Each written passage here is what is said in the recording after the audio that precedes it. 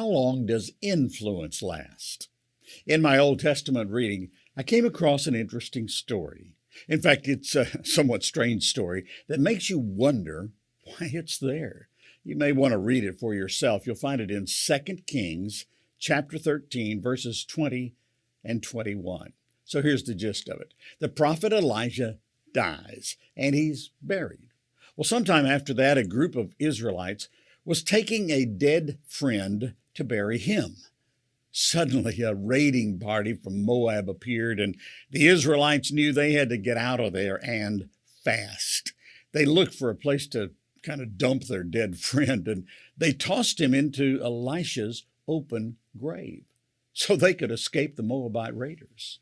The Bible account tells us that as soon as the dead man's body touched the bones of Elisha, the man was revived and stood up, alive.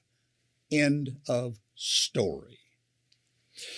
Do you wonder what his friends thought about when this formerly dead man showed up in town? I'm sure it raised a lot of questions. You know, when I read passages like this, I usually ask the Lord, why is this in the Bible? What is its purpose for me today?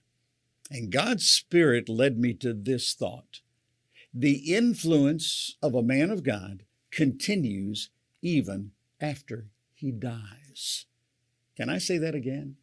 The influence of a man of God continues even after he dies. Elisha was a godly man. The Lord used his prophet to perform many miraculous acts. But this is beyond our imagination. My friend Dr. Tony Evans explained it this way. The power of Elisha didn't cease at his death. That's because the power he'd wielded in life was not his own. As a Christian and as a leader, you have the opportunity to make a difference in the lives of those around you. That's called influence.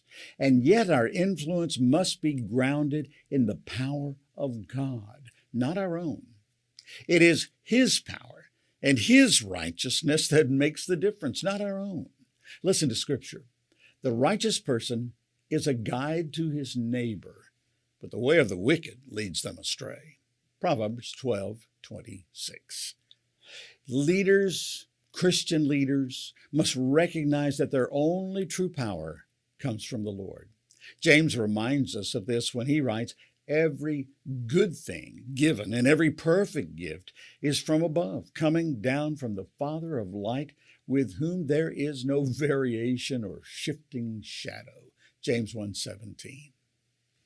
Do you want a godly influence that is a blessing today and endures beyond you? Live for Christ in His power. Recognize where our wisdom and strength come from, the Lord. And then purpose in your heart to live in a way that does not diminish your potential influence by simply relying on your own strength. You can learn more about this ministry that touches the world for Christ by visiting the website, mediaalliance.net. And help us spread the impact of these videos by liking, subscribing, and sharing them. Thanks, and God's best.